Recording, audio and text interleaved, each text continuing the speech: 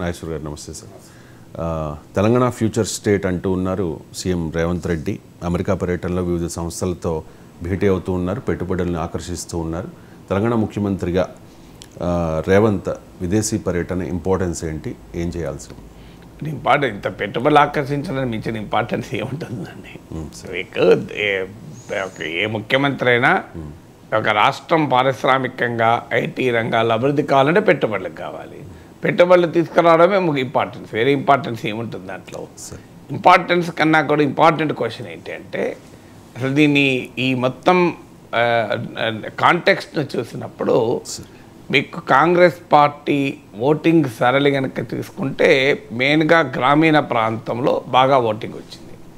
కానీ హైదరాబాద్ సిటీ దాని చుట్టూ బీఆర్ఎస్కే భారీగా ఓట్లు వచ్చాయి, బీఆర్ఎస్ వాళ్ళే గెలిచారు.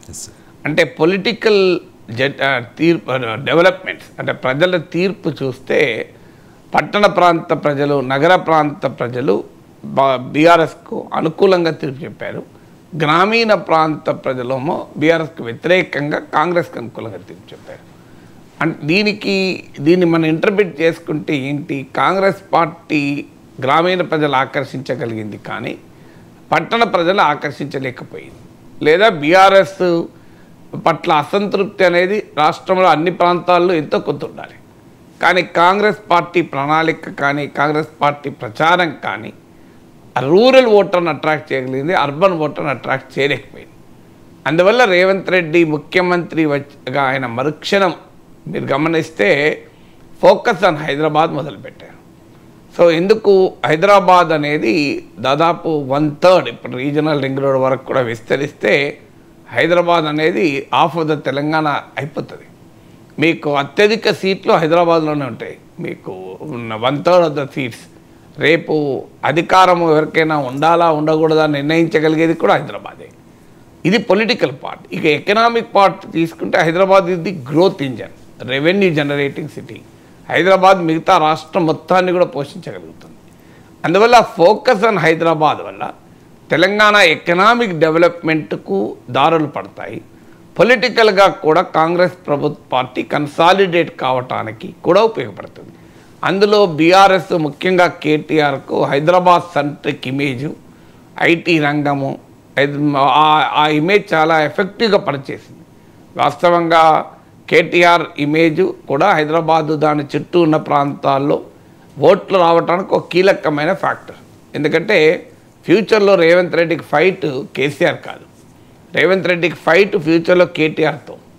సో అందువల్ల రేవంత్ రెడ్డి వచ్చిన వెంటనే కేటీఆర్కు ఉన్నటువంటి ఇమేజ్ ఉన్న కాంటెక్స్ట్ను అటాక్ చేశాడు. సో అందువల్ల తనతో పోలిస్తే ఐటీ రంగము, కేటీఆర్కు ఉన్న image, urban voter, young voter, ముఖ్యంగా అర్బన్ యంగ్ ఓటర్, గ్రామీణ యంగ్ ఓటర్ ఆల్రెడీ బీఆర్ఎస్ దూరమయ్యాడు. సో ఈ ఫోకస్ను బీఆర్ఎస్కు ఉన్నటువంటి ఒక అడ్వాంటేజ్ను, బీఆర్ఎస్ ఇప్పటిదాకా చెప్పుకోగలుగుతున్న ఒక బ్రాండ్ను రేవంత్ రెడ్డి పవర్ఫుల్గా హిట్ చేశారు. అందుకే మీరు హైదరాబాద్లో మూసీ సుందరీకరణ, ఇప్పుడు ఫ్యూచర్ సిటీ, మీకు హైదరాబాద్ 4.0 అని, సో ఎంటైర్ ఫోకస్ మెట్రోను విస్తరించడము, హైడ్రాని ఏర్పాటు చేయడం, హైదరాబాద్ డిజాస్టర్ రెస్పాన్స్ సెంటర్ను. సో హైదరాబాద్ కేంద్రంగా ఒక మేజర్ యాక్టివిటీ నడపడంలో ఉన్న పొలిటికల్ ఎకానమీ అది. ఎందుకంటే ఇది ఆర్థికంగా ప్రభుత్వానికి అండగా ఉంటుంది, రాజకీయంగా కూడా ముఖ్యమంత్రికి కాంగ్రెస్ పార్టీకి అండగా ఉంటుంది. అందువల్ల కేసీఆర్ బీఆర్ఎస్ ఇమేజ్ను గ్రామీణ ప్రాంతాలు ఎలాగూ దెబ్బతీయగలిగారు. అర్బన్ ఏరియాస్లోమో బీఆర్ఎస్ దెబ్బతిన్నా అది బీజేపీకి ఉపయోగపడ్డది. పార్లమెంట్ ఎన్నికల్లో, అసెంబ్లీ ఎన్నికల్లో బీఆర్ఎస్ గెలిచింది, పార్లమెంట్ ఎన్నికల్లో బీజేపీ గెలిచింది. మీకు 2 ఎన్నికల్లో కూడా మీకు కాంగ్రెస్ గెలవలేదు. ఇప్పుడు రేపు జిహెచ్ఎంసీ ఎన్నికలు కూడా ఉన్నాయి. సో అందువల్ల political economy of Revanth visit ఏంటి అంటే హైదరాబాద్ సెంట్రిక్ ఇమేజ్ అనేది చాలా కీలకం. అప్పుడు చంద్రబాబు నాయుడు ఇప్పటికీ కూడా నేను హైదరాబాద్ నిర్మించాను అని చెప్తారు. అంటే కాంగ్రెస్ ప్రభుత్వం వస్తే బ్రాండ్ హైదరాబాద్ ఉండదు, కాంగ్రెస్ ప్రభుత్వం పరిశ్రమల్ని డెవలప్ చేయదు, ఐటీ డెవలప్ చేయదు, కాంగ్రెస్ పార్టీ ఏమైనా సంక్షేమ పథకాలు ప్రామిస్ చేసి అధికారంలోకి వచ్చింది అనేటువంటి విమర్శ కూడా రాజకీయ రంగంలో ఉంది. రాజశేఖర రెడ్డికి కూడా 2004లో ఇదే రకమైన పారాడాక్స్ ఎదుర్కొన్నాడు. చంద్రబాబు నాయుడు ఏమో అర్బన్ హైదరాబాద్ ఇండస్ట్రియల్ డెవలప్మెంటు ఈ ఇమేజ్, రాజశేఖర రెడ్డికేమో only rural agriculture welfare image. అందుకే రాజశేఖర రెడ్డి వచ్చాక కూడా మీరు గమనించండి, Hyderabad outer ring road, international airport, అది ఎవరి సమయంలో ఆలోచన జరిగింది, ఎవరి సమయంలో పునాదులు వేశారనేది ఒక ఫ్యాక్టర్. మెట్రో, ఇవన్నీ కూడా మీకు రాజశేఖర రెడ్డి హయాంలో ఫోకస్ మీకు కనిపించింది. So Hyderabad focus. అందువల్ల ఇప్పుడు కూడా రేవంత్ రెడ్డి ఏంటంటే తమకు ఇదేదో లేని రంగము, మాకు అర్థం కాని రంగం అని అనుకోకూడదు అని. అందుకే మీరు అసెంబ్లీలో కూడా ఇంగ్లీష్ రావడాన్ని, నాలెడ్జ్కున్న లింక్ ఏంటి అని, పెట్టుబడులు ఏది అది కేటీఆర్ లాంటి వాళ్ళే అట్రాక్ట్ చేయగలుగుతారు, పెట్టుబడులు చంద్రబాబు నాయుడే అట్రాక్ట్ చేయగలిగాడు అని కాదు, ఎవరు ప్రభుత్వంలో ఉంటే వారు పెట్టుబడులు ఆకర్షించగలుగుతారని రాజశేఖర రెడ్డి సమయంలో ఎలాగైతే ఒక ప్రయత్నం జరిగింది, ఇప్పుడు రేవంత్ రెడ్డి సమయంలో కూడా అదే ప్రయత్నం. అందుకైనా వరల్డ్ బ్యాంక్ ప్రెసిడెంట్తో కలిసాడు. మీరు చూడండి, రేపు వరల్డ్ ఎకనామిక్ ఫోరంకి వెళ్తారు రేవంత్ రెడ్డి. గతంలో చంద్రబాబు నాయుడు వెళ్ళాడు, కేటీఆర్ వెళ్ళాడు, జగన్ వరల్డ్ ఎకనామిక్ ఫోరంకి వెళ్ళలే. సో మీకు రేవంత్ రెడ్డి రేపు వరల్డ్ ఎకనామిక్ ఫోరం కూడా వెళ్తాడు. సో అందువల్ల రేవంత్ రెడ్డి ఒక ఈ వరల్డ్ ఇన్వెస్టర్లను కలవడం, రాజకీయ నాయకులకు అర్థం కావాల్సింటే ఆ సీట్లో ఎవరు కూర్చున్నా పెట్టుబడులు పెట్టాల్సిన వాళ్ళు ఇన్వైట్ చేస్తారు. అది ఓన్లీ కేటీఆర్, చంద్రబాబు, రాజశేఖర రెడ్డి, రేవంత్ రెడ్డి అనేది వాళ్ళకి సంబంధం లేదు. వాళ్ళకి ఇక్కడ పెట్టుబడి పెడితే 4 రూపాయలు వస్తాయా లేదా చూసుకుంటారు.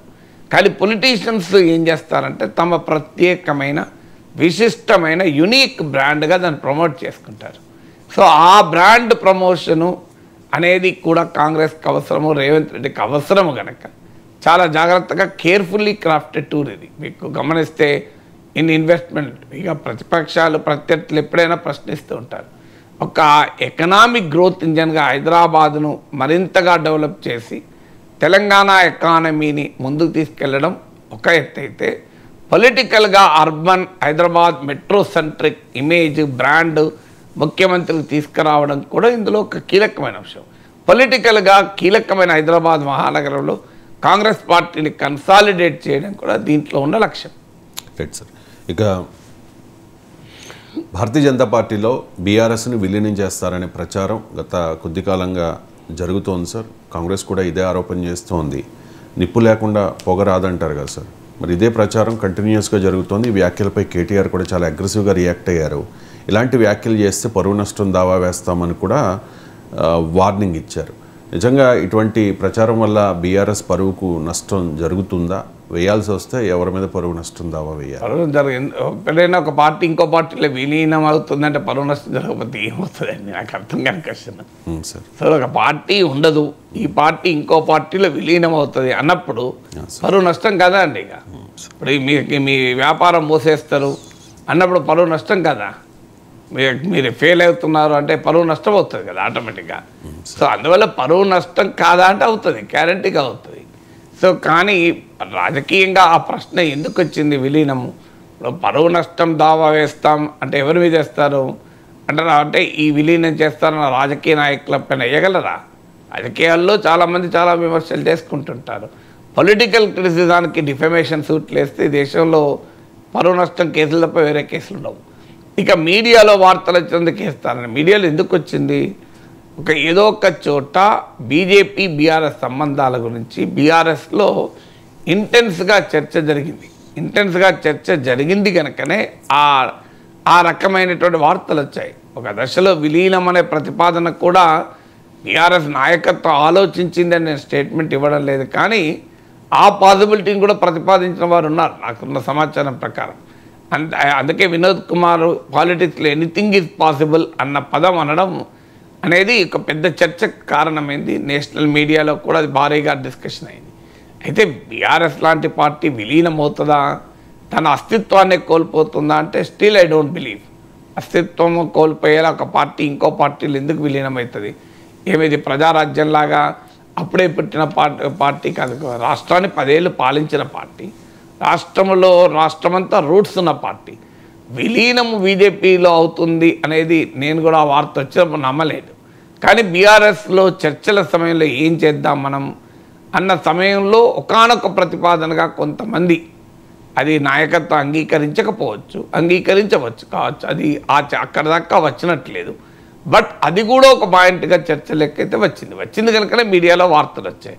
సో మరి ఇక ఒకటి మాత్రం అండర్స్టాండింగ్ ఏంటంటే బీజేపీ పైన దూకుడుగా ఉండకూడదు, బీజేపీతో ఏదో ఒక రూపంలో స్నేహపూర్వక సంబంధాలే మెయింటైన్ చేయాలి అనేటువంటి ధోరణి మాత్రం వచ్చింది కనుకనే మీరు ఇవాళ చూడండి, బీఆర్ఎస్ ఏమైనా ఇండియా కూటమితో లేదు, ప్రతిపక్షంతో లేదు, పార్లమెంట్లో బీఆర్ఎస్కు ఉన్నటువంటి రాజ్యసభ సభ్యులు బీజేపీకి వ్యతిరేకంగా ఏం గట్టిగా పోరాటం ఏం చేయడం లేదు కదా. సో అందువల్ల బీఆర్ఎస్ బీజేపీ పట్ల కాస్త సాఫ్ట్గా ఉండాలి అనే అవగాహన మాత్రం వచ్చారు. అందువల్ల బీఆర్ఎస్ వాస్తవంగా బీజేపీతో పొత్తుకు కూడా రెడీ, కానీ ఆ పొత్తు బీజేపీ అంగీకరించలేదు. ఈవెన్ లోక్సభ ఎన్నికల సమయంలోనే బీజేపీతో పొత్తుకు బీఆర్ఎస్ ప్రతిపాదించింది కూడా. సో వాస్తవంగా బీఆర్ఎస్కి ఇంట్రెస్ట్ కూడా ఉన్నాయి, కానీ బీజేపీలోనే భిన్నాభిప్రాయాలు ఉంటాయి. ఒక అభిప్రాయం ప్రకారమేమో బీఆర్ఎస్తో పొత్తు పెట్టుకోవడం లాభం మనకు సంఖ్యాపరంగా కలిసి వస్తుందని, పొలిటికల్గా ఇది నష్టము అని బండి సంజయ్ లాంటి వాళ్ళు బీఆర్ఎస్ పైనే పోరాటం చేసిన బీజేపీ నాయకుల్లో తీవ్రమైన వ్యతిరేకత.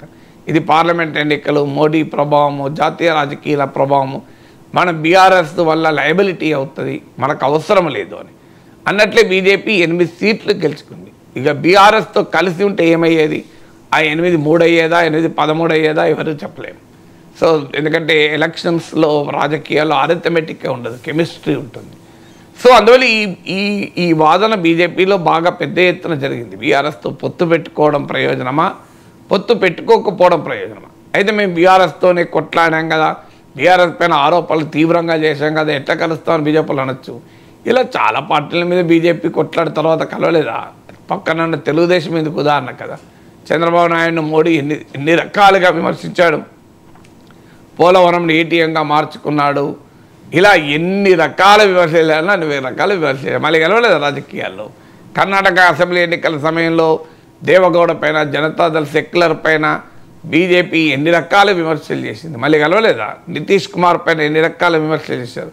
నితీష్ కుమార్ గెలిస్తే పాకిస్తాన్లో టపాకాయలు కాల్చుకుంటారని అమిత్ షాని అన్నాడు. అదే నితీష్ కుమార్ ఎన్డీఏకు ముఖ్యమంత్రి కాదా?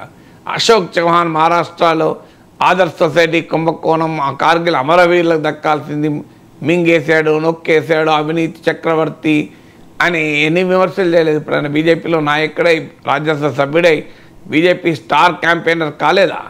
అందువల్ల బీజేపీ ఇలా అనేక సార్లు మార్చుకున్నది. అందువల్ల ఇవాళ ఏదో బీఆర్ఎస్తో కలవదు, కేసీఆర్ను వ్యతిరేకంగా ఉంటుంది అన్న గ్యారెంటీ ఏమీ లేదు. రాజకీయాల అవసరాలను బట్టి మారుతూ ఉంటారు. కానీ ఇప్పుడున్న కాంటెక్స్ట్లో బీఆర్ఎస్తో కలిస్తే తమకు నష్టం అని బీజేపీ నాయకత్వం బలంగా భావించింది. అందుకే బీఆర్ఎస్తో బీఆర్ఎస్ ఆసక్తి చూపింది, కానీ బీజేపీ ఆసక్తి చూపలేదు. సో అందువల్ల ఈ వార్తలన్నీ రావటానికి ఒక పొలిటికల్ కాంటెక్స్ట్ ఉంది. బీఆర్ఎస్ బీజేపీతో తన సంబంధాలని రీడిఫైన్ చేసుకొని పునర్నిర్వచించుకునేటువంటి క్రమంలో ఈ వార్తలన్నీ వచ్చాయి. ఇప్పుడు మనం చూస్తున్నాం బీఆర్ఎస్ ఇప్పుడు వక్ఫ్ ఫ్యాక్ట్ వచ్చింది, బీఆర్ఎస్ దానిపైన ఏ కార్యాచరణ కానీ యాక్టివిటీ కానీ లేదు. కేంద్ర బడ్జెట్ ఉంది, విమర్శలు చేశారు తప్ప సీరియస్గా ఏమీ లేదు కదా. అందువల్ల బీఆర్ఎస్ బీజేపీ పైన పోరాడాల్సిన స్థాయిలో పోరాడడం లేదంటేనే అర్థమవుతుంది కదా. ఎక్కడో ఒక చోట BRS still hopeful of aligning with BJP. అయితే ఇప్పటి వరకు నాకున్న సమాచారం అయితే బీజేపీ బీఆర్ఎస్ విడివిడిగా కాంగ్రెస్ పైన కొట్లాడాలి, ఇప్పుడు కలిస్తే కాంగ్రెస్కి బెనిఫిట్ అవుతుంది. 2029 వరకు కాంగ్రెస్ ప్రభుత్వం పట్ల వ్యతిరేకత, అసంతృప్తి పెరిగినప్పుడు రెండు విడివిడిగా కొట్లాడినటువంటి రూట్లు కాస్త కన్వర్ట్ చేయడానికి స్కోప్ ఉంటుంది. సో ఈ కాంటెక్స్ట్, ఈ డిస్కషన్ అయింది కనుకనే వార్తలు వచ్చాయి. వార్తలు వలయంగా ఎందుకు వస్తాయి? Right sir. ఇక ఢిల్లీ మద్యం కుంభకోణం కేసులో ఢిల్లీ మాజీ డిప్యూటీ సీఎం సిసోడియాకి ఊరట లభించింది. So bail is a rule, jail is an exception అంటారు కదా సార్. అదే సుప్రీంకోర్టు కామెంట్ చేసింది. విచారణ లేకుండా ఎంత కాలం జైల్లో ఉంచుతారు, ఆయన ప్రాథమిక హక్కులకు ఇది భంగం కలిగించడమే కాబట్టి ఆయనకి బెయిల్ ఇస్తున్నాము అని చెప్పి. ఇక్కడ పాయింట్ ఏంటంటే సార్, కవిత అండ్ కేజ్రీవాల్కి కూడా పాసిబిలిటీస్ ఉన్నాయా, బెయిల్ వచ్చే పాసిబిలిటీస్? అంటే కవిత ఎన్నెళ్ళు ఉంటే బెయిల్ ఇవ్వాలనే సుప్రీంకోర్టు చెప్పలేదు సార్. సో ఎన్నెళ్ళు బెయిల్ ఉండాలి అని సుప్రీంకోర్టు ఎక్కడ కంపారిటివ్ కేజ్రీవాల్కు కవితతో పోలిస్తే మనీష్ సిసోడియా ఎక్కువ కాలం ఉన్నాడు జైల్లో. ఆయన 17 months ఉన్నాడు. ఆయన పేరు ఇంకా విచారణకు కూడా మొదలు కాలే. ఇప్పటి వరకు ఈడీ 8 ఛార్జ్షీట్లు వేసింది. సో ఇంతవరకు 17 months నుంచి జైల్లో ఉన్న విచారణ మొదలు కాలేదు. సో విచారణ మొదలు ఇంకా ఆశ్చర్యం ఏంటంటే ప్రివెన్షన్ మనీ లాండరింగ్ యాక్ట్ కింద ఆయన 3 సార్లు బెయిల్ ఆర్డర్లు వచ్చాయి. పిఎంఎల్ఏ కింద వాస్తవంగా బెయిల్ రావడం చాలా కష్టం. కానీ సిబిఐ అరెస్ట్ చేసి సిబిఐ కేసులో బెయిల్ రాలే. సిబిఐ డీల్ చేసే కేసుల్లోమో పిఎంఎల్ఏ లాంటి కఠినమైన అంశాలు ఏముండవు బెయిల్కు, అయినా కూడా బెయిల్ రాలే. ఇది అభిషేక్ సింగ్ మాన్వి సుప్రీంకోర్టు ప్రఖ్యాత లాయరు, మనీష్ సిసోడియా కేసులో కూడా వాదించిన అతను నిన్న ఒక ఇండియా టుడే ఛానల్లో చెప్తున్నాడు, నేను ఈడీ కేసులో పిఎంఎల్ఏ కేసులో బెయిల్ తెప్పించగలిగాను కానీ సిబిఐ కేసులో బెయిల్ రాలేదు. ఇదెక్కడిది, న్యాయ ప్రక్రియలో ఇంత పారాడాక్స్ ఉంటే ఎట్లా అని. సో నిన్న మనీష్ సిసోడియా కేసులో నిన్న సుప్రీంకోర్టు ఇచ్చింది వాస్తవంగా ఒక ప్రిన్సిపుల్ చెప్పింది. ఈ ప్రిన్సిపల్ సుప్రీంకోర్టు అనేక సార్లు చెప్పింది. ఆ ప్రిన్సిపల్ ఏంటంటే bail is a rule, jail is an exception. Bail is a rule అంటే ప్రతి సందర్భంలో బెయిల్ వస్తుంది కాదు. సాధారణంగా బెయిల్ నిరాకరించకూడదు. కొన్ని ప్రత్యేకమైన పరిస్థితుల్లో మాత్రమే జైల్లో పెట్టాలి ఎవరినైనా. ఎందుకు ఈ చర్చ వస్తుందంటే ఏళ్ల తరబడి ఎలాంటి విచారణ లేకుండా జైల్లో ఉంటున్నారు. ఇప్పుడు ఒమర్ ఖలీద్ ఉన్నాడు, ఆయన తుకడే గ్యాంగ్ అని బీజేపీ అంటుంది, దేశ వ్యతిరేక నినాదాలు ఇచ్చారన్నది ఆయన పైన ఆరోపణ. ఆ ఆరోపణ పైన ఆయన ఇప్పుడు 4 ఏళ్ళుగా జైల్లో ఉన్నాడు. ఇంతవరకు విచారణ కూడా మొదలైనట్టు లేదు సీరియస్గా. రేపు ఇప్పుడు ఆయన 4 ఏళ్ళు ఇప్పటికే అయిపోయింది. ఆయనకి ఎన్నేళ్ళు శిక్ష పడుతుంది, ఆయన అసలు శిక్ష పడుతుందో లేదో కూడా తెలియదు. కానీ ఆయన ఇప్పుడు ఒక 10 ఏళ్ళు ఇట్లనే జైల్లో ఉండి ఆ తర్వాత విచారణ జరిపి నువ్వు నిర్దోషివి, నీ పైన ఏ కేసు లేదని పంపిస్తే ఆయన కోల్పోయిన 10 ఏళ్ళ జీవితం వివరిస్తారు. ఇప్పుడు 4 ఏళ్ళు అయిపోయింది ఇప్పటికీ. అందువల్ల సత్వర న్యాయం అనేది ఒక హక్కు అని సుప్రీంకోర్టు నిన్న మనీష్ సిసోడియా కేసులో చెప్పింది. రైట్ టు స్పీడీ జస్టిస్ అంటే సత్వర న్యాయం లేకపోతే ఏం జరుగుతుంది. అందులో మరీ ముఖ్యంగా ఈడీ కేసుల్లో 5,000కు పైగా కేసులు ఈ 10 ఏళ్ళలో పెట్టారు ఈడీ. ఇందులో 40 మందికి మాత్రమే శిక్షలు పడాయి ఇప్పటివరకు. కన్విక్షన్ రేట్ ఎంత అంటే 1000కు 10 మందికి కూడా పడవు. 1000కు 10 మంది, that is the level of conviction rate. 5,000 కేసులు, 5,200 పైగా కేసుల్లో 40 మందికి మాత్రమే శిక్ష. అంటే ఎంత నెగ్లిజిబుల్ కన్విక్షన్ రేట్ ఈడీ కేసులో ఉందో చూడండి. అంటే అర్థం ఏంటి, చాలా అత్యధిక సందర్భాల్లో నిందితుడు నిర్దోషిగానే బయటకు వస్తున్నాడు కానీ శిక్ష అనుభవిస్తున్నాడు. శిక్ష ఎవరు అనుభవించాలి, నేరస్తులు అనుభవించాలి. కానీ అన్ఫార్చునేట్లీ నిర్దోషి కూడా నిందితుడుగా ఉన్న సమయంలో న్యాయ ప్రక్రియ వల్ల, విచారణ ప్రక్రియ ఆలస్యం కావడం వల్ల శిక్ష సగం అనుభవిస్తున్నాడు ఆల్రెడీ. ఇప్పుడు 15 నెలలు జైల్లో ఉన్నాడు అంటే మనీష్ సిసోడియా శిక్ష అనుభవించినట్లే కదా. ఆయన ఉప ముఖ్యమంత్రి పదవి పోయింది, ఆయన మా జైల్లో 15 నెలలు ఉంటే దాని మించిన శిక్ష ఇంకేముంటుంది. నువ్వు మనీష్ సిసోడియా ఎలా శిక్షిస్తావు? ఇంతవరకు విచారణ మొదలు కాలే, ఆయన నేరస్తులుగా రుజువే కాలే, అయినా 17 months నువ్వు శిక్షించావు. ఈ ఫ్యాక్టర్నే రిలీజ్ చేసింది. అందుకే సుప్రీంకోర్టు ఈ ప్రిన్సిపల్ను పదే చెప్పింది. ఇది ఎందుకు ఏమవుతుంది అంటే దిగువ కోర్టులు ఈ సుప్రీంకోర్టు అనేక తీర్పుల్లో చెప్పిన spirit, bail is a rule, jail is an exception. ఎందుకంటారంటే పర్సనల్ లిబర్టీ, వ్యక్తిగత స్వేచ్ఛ కూడా భారత రాజ్యాంగంలోని ఆర్టికల్ 21 రైట్ టు లైఫ్లో భాగం, రైట్ టు లిబర్టీ. సో ఒక ఫండమెంటల్ రైట్స్ ప్రతి మనిషికి ఉంటాయి. ఆ ఫండమెంటల్ రైట్స్ను ప్రత్యేక సందర్భాల్లో మాత్రమే హరిస్తారు. ఇప్పుడు మీరు స్వేచ్ఛగా ఎక్కడికైనా వెళ్ళే హక్కు మనకు ప్రాథమిక హక్కు. కానీ ఒక నేరస్తుడు స్వేచ్ఛగా వెళ్ళాడు, జైల్లోనే ఉంటాడు. సో ఆ నేరస్తుడు అనరాదు, నేను స్వేచ్ఛగా ఎక్కడికైనా వెళ్ళొచ్చని నాకు రాజ్యాంగం హక్కు కల్పించింది కదా, నేను జైల్లో ఎందుకుంటా, పొద్దంతా తిరిగొచ్చి రాత్రి జైలుకి వస్తా అంటే నడవదు. ఎందుకంటే నేరం చేసినట్టు రుజువైన తర్వాత వాడి ఫండమెంటల్ రైట్స్ ఉండవు. ఇంకా నా ఫండమెంటల్ రైట్స్ ఉంటాయి, ఈవెన్ జైల్లో ఉన్న ఫండమెంటల్ రైట్స్ ఉంటాయి కొన్ని అని కోర్టులు తీర్పులు చెప్పాయి. ఇప్పుడు జైల్లో ఉన్నాడు కదా అని చెప్పి వానికి నువ్వు ఆహారం పెట్టకుండా చంపలేవు, జైల్లో ఉన్నాడు కదా అని మందులు ఇవ్వకుండా ఉంచలేవు. రైట్ టు లైఫ్ అనే ఫండమెంటల్ రైట్ జైల్లో ఉన్న ఖైదీలకు కూడా వర్తిస్తుంది. Personal Liberty వర్తించకపోవచ్చు. రైట్ కానీ నీకు జైల్లో ఉన్నా కూడా ఫండమెంటల్ రైట్స్ ఉంటే జవహర్లాల్ నెహ్రూ స్వాతంత్ర సమరయోధులు బ్రిటిష్ జైల్లో ఉండి పుస్తకాలు రాయలేదా? జైల్లో ఉండి పుస్తకం అంటే రాస్తామని అనలే కదా, వాళ్ళకి పుస్తకాలు రాసుకున్నారు కదా, డిస్కవర్ ఆఫ్ ఇండియా లాంటి పుస్తకాలు రాసుకున్నారు. సో అందువల్ల ఎప్పుడు కూడా జైలు అనేది ఖైదీలకు కూడా, నేరము రుజువైన ఖైదీలకే ఫండమెంటల్ రైట్స్ అన్ని సస్పెండ్ కావు. సందర్భం ఆ నేరానికి సంబంధించిన ఫండమెంటల్ రైటే పోతుంది, అన్ని ఫండమెంటల్ రైట్స్ పోదు. అలాంటిది ఇప్పుడు ఉదాహరణకు జైల్లో ఒక వ్యక్తి ఉంటాడు, అతను ఒక మతాన్ని నమ్ముతాడు, ప్రేయర్ చేసుకోవడానికి హక్కు ఉండదా? పూజ చేసుకోవడానికి హక్కు ఉండదా? ఫ్రీడమ్ ఆఫ్ రిలీజియస్ వర్షిప్ అనేది భారత రాజ్యాంగం కల్పించిన ఫండమెంటల్ రైట్. ఖైదీ కూడా వర్తిస్తుంది. ఖైదీ ఇంట్లో తన సెల్లో కూర్చొని తను నమ్మిన భగవంతుని, తమ్మిన దేవుణ్ణి ప్రార్థించుకోవచ్చు, అది fundamental right. A fundamental right పోతుంది? బయటికి తిరిగి వస్తాంటే పోతుంది. అందువల్ల అలాంటప్పుడు ఒక నిందితుడిగా ఉన్న సమయంలో నేరమే రుజువు కానప్పుడు ఎంతకాలమని నువ్వు జైల్లో ఉంచుతావు? విచారణప్పుడు ఉదాహరణకు మనీష్ సిసోడియా కేసు ఉంది, 495 మంది విట్నెస్లను విచారించారు. కొన్ని వందల వేల డాక్యుమెంట్లు ఉన్నాయి, లక్షల పేజీలు ఉన్నాయి. ఇవన్నీ అటు న్యాయ ప్రక్రియలో లాయర్లు చదవాలి, జడ్జిలు చదవాలి, అవన్నీ చదివి కదా తీర్పు వచ్చేది. అంటే సమీప భవిష్యత్తులో మనీష్ సిసోడియాపై విచారణ కూడా మొదలు కాదు. మరి అలాంటప్పుడు నువ్వు ఆయన ఎట్లా జైల్లో పెడతావు అని సుప్రీంకోర్టు అడిగింది.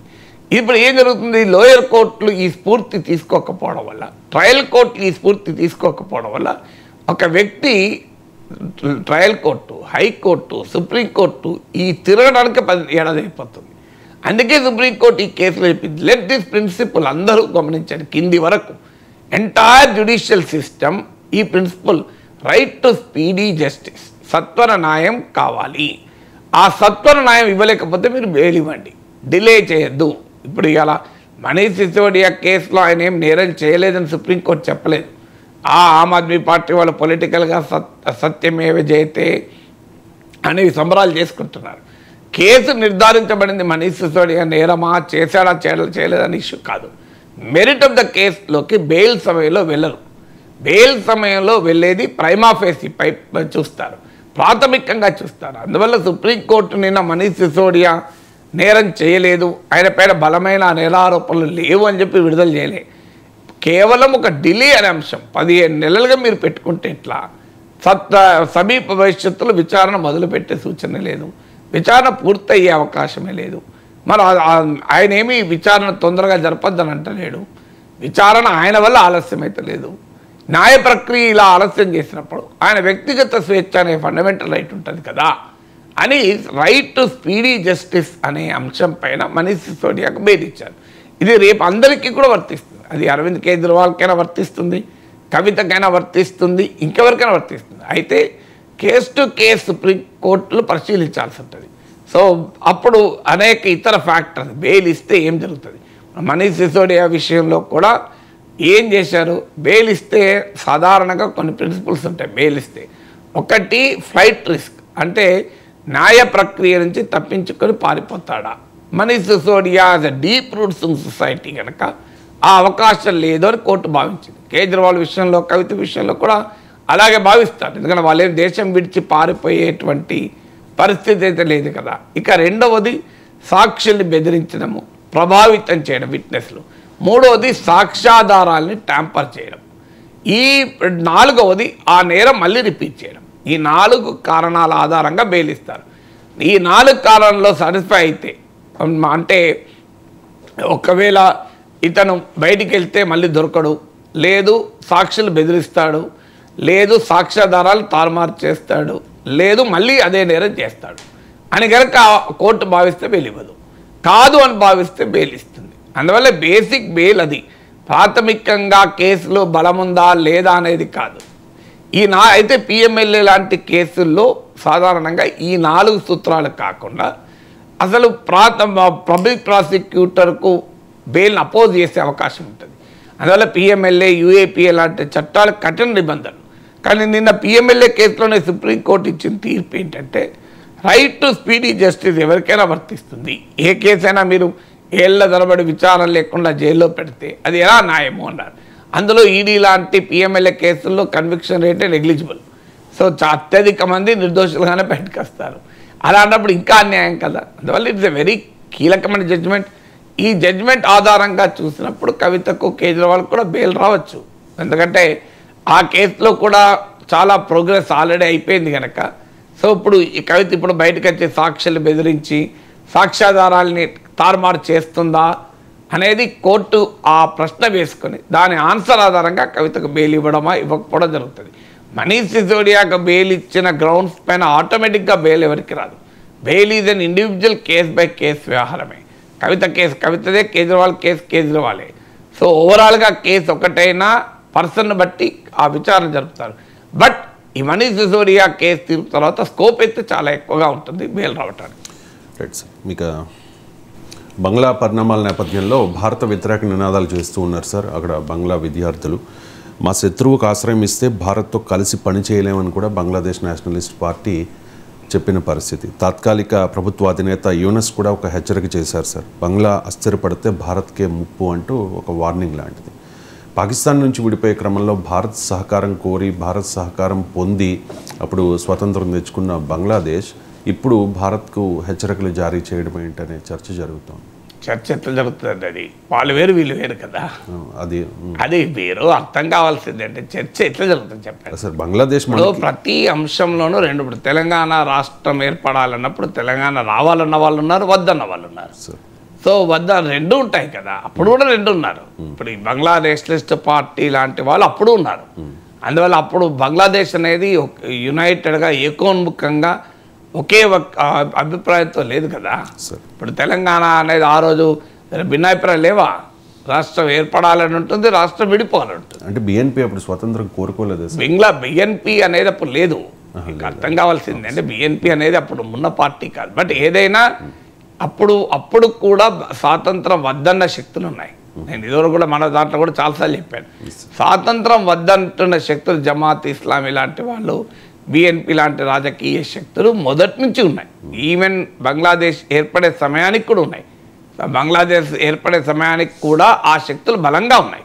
సో ఆ శక్తులు సందర్భోచితంగా పైకి లేసాయి. అందువల్ల భారత్కు బంగ్లాదేశ్ స్వాతంత్రాన్ని వ్యతిరేకించే శక్తులు, భారతదేశాన్ని వ్యతిరేకించే శక్తులు మొదటి నుంచి బంగ్లాదేశ్లో ఉన్నాయి. అందువల్ల భారతదేశం స్వాతంత్రానికి మద్దతు ఇచ్చింది కనుక స్వాతంత్రం కోరుకున్న శక్తులు మనతో మంచిగా ఉన్నారు. ఇప్పుడు అవామీ లీగ్ స్వాతంత్రానికి నాయకత్వం వహించింది కనుక మనతో ఫ్రెండ్లీగా ఉంది. స్వాతంత్రాన్ని వ్యతిరేకించే శక్తులు ఆటోమేటిక్గా మన పట్ల ఫ్రెండ్లీగా ఎందుకు ఉంటాయి? తెలంగాణ రాష్ట్రం కావాలన్న బీఆర్ఎస్ ఆంధ్రప్రదేశ్లో ఉందా?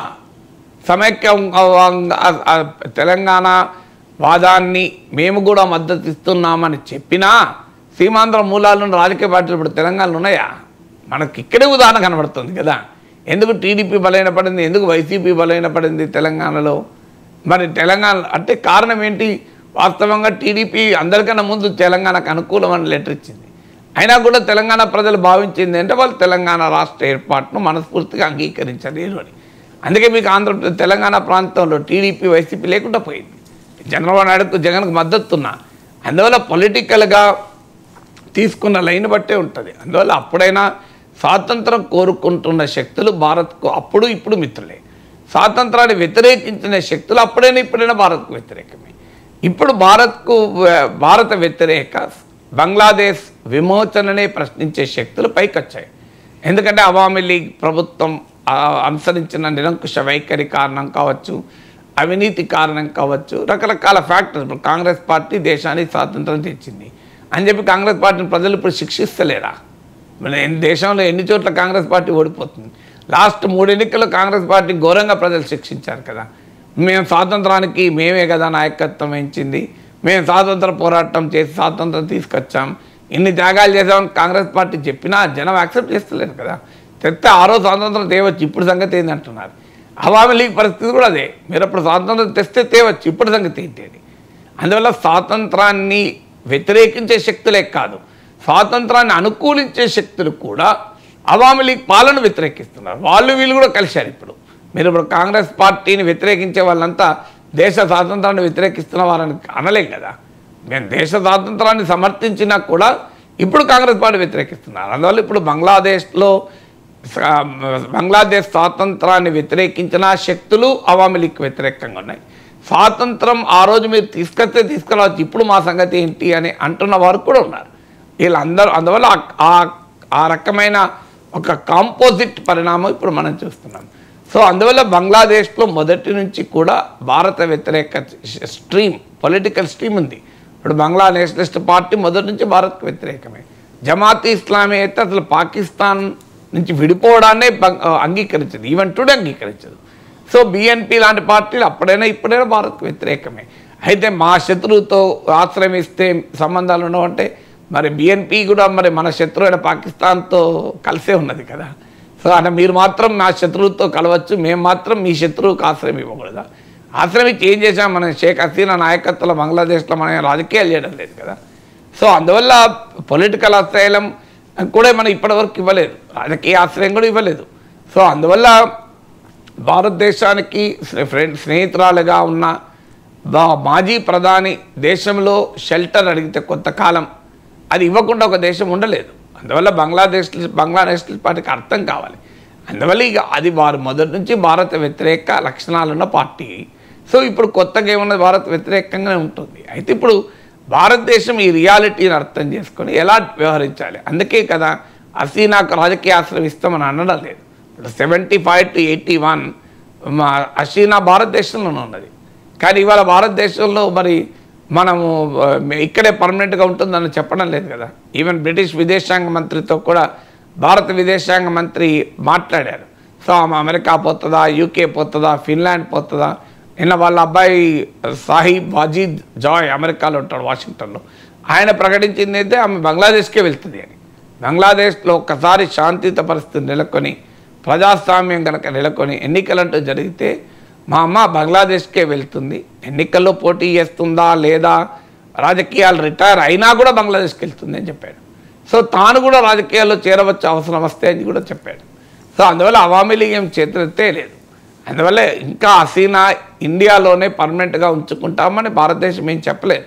పార్లమెంట్లో జయశంకర్ చేసిన ప్రకటనలో కూడా she ask for a moment to stay for a moment, అంటే భారతదేశంలో కొంతసేపు ఉండటానికి ఆమె అనుమతి అడిగింది. మేము అనుమతి ఇచ్చామని చెప్పాం కానీ పర్మనెంట్గా ఇక్కడే ఉంటుందని ఎక్కడ అనలేదు. అందువల్ల డెఫినెట్గా హసీనా ఫ్యాక్టరు భారత బంగ్లాదేశ్ సంబంధాల్లో ఇరిటెంట్గా ఉంటుంది. కానీ మనం షేక్ హసీనా మద్దతు ఇచ్చినా ఇవ్వకపోయినా ఆ రాజకీయ శక్తులు anti India, they are pro Pakistan. మీకు ఖాలిదా జియా కానీ జమాత్ ఇస్లామీ బంగ్లాదేశ్ కానీ. సో అందులో షేక్ హసీనాకు ఆశ్రయం ఇస్తే మరింత ఎక్కువగా యాంటీ ఇండియా స్టాండ్ తీసుకునే అవకాశం ఉంటుంది. సార్, ఇక వైఎస్ఆర్ కాంగ్రెస్ పార్టీకి ఒక్కొక్కరిగా ఆ పార్టీ నేతలు దూరం అవుతూ ఉన్నారు సార్. నిన్న మాజీ ఉప ముఖ్యమంత్రి ఆళ్ల నాని గుడ్ బై చెప్పారు. అంతకుముందు పెండెం దొరబాబు పిఠాపురం మాజీ ఎమ్మెల్యే, ఆయన కూడా రిజైన్ చేశారు. కిలారు వెంకటరోసయ్య అండ్ మద్దాలగిరి వీళ్ళు కూడా పార్టీకి రిజైన్ చేసిన పరిస్థితి. ఇక జగన్ తీరు మారలేదు. అధినేత నిరంకుశ వైఖరిపై అసంతృప్తి ఉంది. ఓటమి పాలైనా కూడా ఆయన తీరులో ఎటువంటి మార్పు లేదు. ఈ పార్టీలో ఉంటే రాజకీయ భవిష్యత్తు ఉండదు అని చెప్పి ఆ పార్టీ నాయకులు అనుకుంటూ ఉన్నారు. అందుకే ఒక్కొక్కరుగా బయటకు వచ్చేస్తూ ఉన్నారు అన్నది టీడీపీ అండ్ జనసేన నాయకుల వాదన సార్. నిజంగా పార్టీలో ఉంటే రాజకీయ భవిష్యత్తు ఉండదని అనుకోవడానికి గల కారణం ఏంటి? నేతలు ఏమో ఓడిపోయారు అనుకుంటున్నారు. అదే సార్, ఓడిపోయినాక అనుకుంటారు కదా ఎవరైనా. వాళ్ళు ఏమనుకుంటున్నారని మీకు తెలుసు, నీకు తెలియదు, నాకు తెలియదు. వాళ్ళు చెప్పారా మేము ఇట్లా అనుకుంటున్నామని. సో ఏ రాజకీయ పార్టీలోనైనా ఓడిపోయినప్పుడు సహజంగా నా పార్టీ నుంచి వెళ్ళిపోతుంటారు. ఇది ఏమి ఒక్క వైసీపీకే జరిగిందా? ఇలా బీఆర్ఎస్ నుంచి వెళ్ళిపోతలేరా? సో ఇది ఏ డైలాగ్ చెప్తారు? భవిష్యత్తు లేదు, నాయకుడు మారలేదు. ఇప్పుడు బీఆర్ఎస్ నుంచి వచ్చేటోళ్ళు ఏం చెప్తున్నారు? మళ్ళీ రేపు కాంగ్రెస్కు దెబ్బతిని బీఆర్ఎస్ వచ్చే పరిస్థితి మళ్ళీ వీళ్ళంతా మళ్ళీ పోతారు. రాజకీయ నాయకులు ఇటు నుంచి అటు ఇటు మారడం అనేది ఒక సర్వసహజ పరిణామం. ఓడిపోయినప్పుడు మారుతూ ఉంటారు. రకరకాల ఒత్తిళ్ళే ఉండొచ్చు, రకరకాల రాజకీయ అవసరాలే ఉండొచ్చు, వ్యాపార అవసరాలు ఉండొచ్చు, ఒక్కొక్కరికి ఒక కారణం ఉండొచ్చు. సో అప్పుడు ఇదే మద్దాలగిరి వల్లభనేని వంశీ అప్పుడు టీడీపీ నుంచి ఇటు రాలేదా? మరి అట్లాంటి టీడీపీ నుంచి బీజేపీకి పోలేదా? సుజనా చౌదరి, టీజీ వెంకటేష్, గరికపాటి మోహన్ రావు, సీఎం రమేష్లు బీజేపీకి పోలేదా? మరి అప్పుడు చంద్రబాబు నాయుడు పని అయిపోయిందని పోయినరా? సో ఇలా ఒక పార్టీ నుంచి మరో పార్టీకి వెళ్ళడం అనేది ఒక సహజ పరిణామం. టికెట్లు రానప్పుడు పోతారు, రాజకీయ అవసరాలు తీరకపోతే పోతారు, అక్కడ తమ ప్రత్యర్థుల్ని తీసుకుంటే పోతారు. ఆ ప్రత్యర్థుల్ని ఇటువైపు వచ్చారనుకోండి, అక్కడ ఉన్నవాడు అటువైపు పోతాడు. సో ఇటువైపు వస్తే ఇక రాజకీయంగా ఇనాక్ట్ అవుతారు. ఇప్పుడు నారాయణ 5 ఏళ్ళు మనకు కనబడ్డా మున్సిపల్ శాఖ మంత్రి. మీరు గమనించే లాస్ట్ 5 ఇయర్స్లో నారాయణ ఎక్కడ వినబడ్డా కనబడ్డా? మీకు ఎక్కడైనా మరి టీడీపీ కార్యకలాపాల్లో కానీ టీడీపీ జగన్ వ్యతిరేక పోరాటంలో కానీ కనబడ్డా? మన వార్తలు కూడా వచ్చాయి ఆయన ఏదో ఆయన కాలేజీలు చూసుకుంటున్నాడని. మళ్ళీ ఎన్నికలు వచ్చాయి, సడన్గా నారాయణ మళ్ళీ ఎమ్మెల్యేగా పోటీ చేశారు, మంత్రి కూడా అయ్యాడు కదా. అంటే మరి 5 ఏళ్ళు ఎందుకు మరి కనబడలేదు అంటే ఆన్సర్ లేదు. ఎందుకు కనబడలేదంటే అప్పుడు కనబడితే ఆయనకు పెద్ద విద్యా వ్యాపార సంస్థలు ఉన్నాయి రాష్ట్రం అంతా. జగన్మోహన్ రెడ్డి ఊరుకుంటాడా? దాన్ని బతకనిస్తాడా? సో అందువల్ల ఆయన అంటే ఇంటర్నల్గా పార్టీకి ఏమైనా హెల్ప్ఫుల్గా ఉండొచ్చు, కానీ ఎక్స్టర్నల్గా మాత్రం ఎక్కడ యాక్టివిటీస్లో పాల్గొనలేదు కదా. సో అందువల్ల ఇలా రాజకీయాల్లో సహజం, ఇటు నుంచి అటు అటు నుంచి ఇటు మారుతుంటారు. సో టికెట్ రాకపోతే మారుతారు, గెలుస్తామా డౌట్ ఉంటే మారుతారు, లేదు తమ ప్రత్యర్థిని చేరదీస్తే వీళ్ళు వెళ్ళిపోతారు. సో ఫ్యాక్టర్స్ ఒక్కటి ఉండదు, అనేక ఫ్యాక్టర్స్ ఉంటాయి. ఇది దాంతో ఒక పార్టీలు అయిపోతాయంటే 23 మంది ఎమ్మెల్యేలు వెళ్ళిపోయారు 2019 జగన్ నుంచి. మళ్ళీ 2019లో 151 సీట్లు రాలేదా? ఇప్పుడు ఒక్క ఎమ్మెల్యే వాళ్ళు ఇంతవరకు. అప్పుడు 23 మంది ఎమ్మెల్యేలే పోయారు కదా.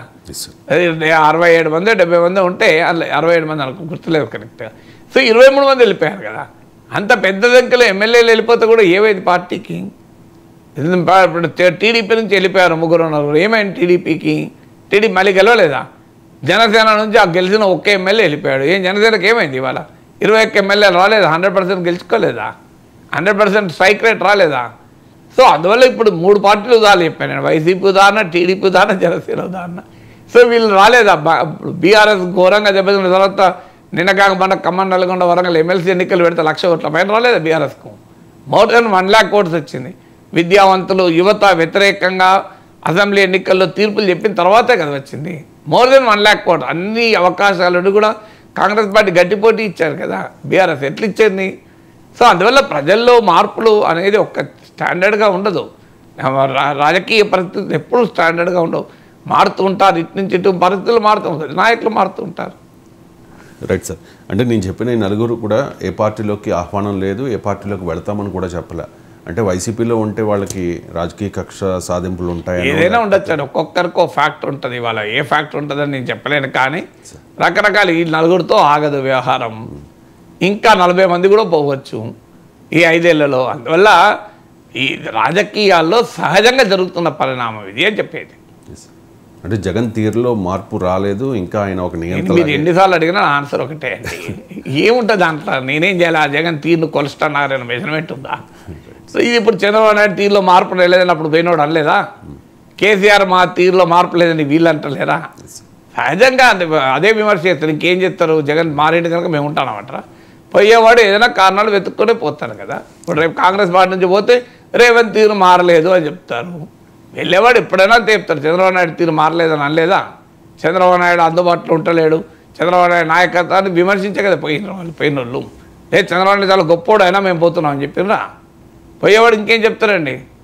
పోయేవాడు కుదరకపోతే పోతాడు. జగన్మోహన్ రెడ్డి తీరు మారలేదు, జగన్మోహన్ రెడ్డి కొత్తగా మారేదే ఉండదు, ఎందుకు మారుతాడు? జగన్మోహన్ రెడ్డి అప్పుడైనా ఇప్పుడైనా ఒకటే. మరి జగన్మోహన్ రెడ్డి మళ్ళీ గెలిచినట్టుంటే మరి తీరు మారుతాడా? 2019లో ఆయన వేరే రకంగా ఉన్నాడా? ఆయన జగన్మోహన్ రెడ్డి లాగానే ఉన్నాడు కదా ఎప్పుడైనా. 2019 ఒక రకంగా ఉన్నాడు, ఇప్పుడు 2024 ఒక రకంగా ఉన్నాడా? తీరేం మారింది అనేది మనిషి స్వభావం వీళ్ళ ఒక్క రోజులో మారుతుందా? Right sir, thank you so much sir.